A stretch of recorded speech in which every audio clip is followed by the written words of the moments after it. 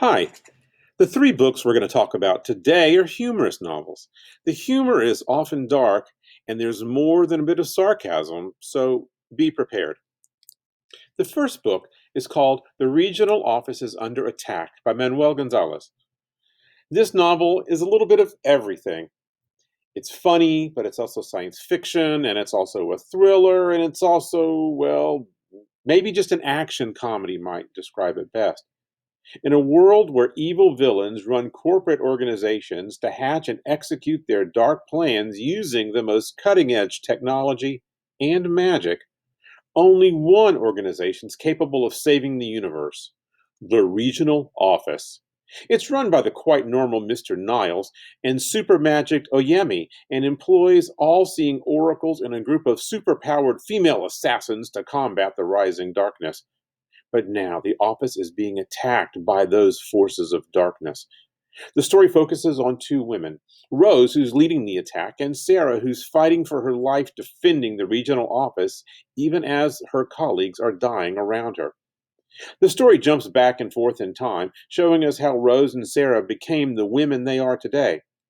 Rose, a trained assassin; Sarah, a potential killing machine with a cybernetic arm.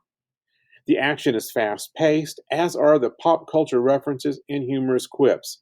This book has almost a bit of everything. Our next book is called Sophomores and Other Oxymorons by David Lubar. Do you know what an oxymoron is? Well, look it up. Scott is certain his sophomore year is going to be great. His mom's just had a baby. He and Lee are becoming more than friends, maybe. And best of all, he's no longer a freshman. Unfortunately, he didn't count on Mrs. Denton, his biology teacher, or Mrs. Gilroy, his honors English teacher, neither of whom find him brilliant or clever. Now, Scott is smart and funny, but he is also sarcastic and a bit arrogant, and just seems to be begging his teachers to put him in his place. Scott and his friends are growing up, though they're not always maturing. Sure, they're sophomores, but they're still likable, and their school dynamics, especially the challenge of dealing with teachers as individuals, is realistic. This is a really nice book. It's Sophomores and Other Oxymorons by David Lubar. Finally, there is Spontaneous by Aaron Starmer. Now, this is how it starts. Caitlin Ogden blows up in her third period pre-calc class, the victim of spontaneous human combustion. Not long after, Brian Chin blows up at a group therapy session. Then there's another student at a football game, and then another, and another. One by one, members of the senior class are spontaneously combusting, inexplicably blowing up all over the place.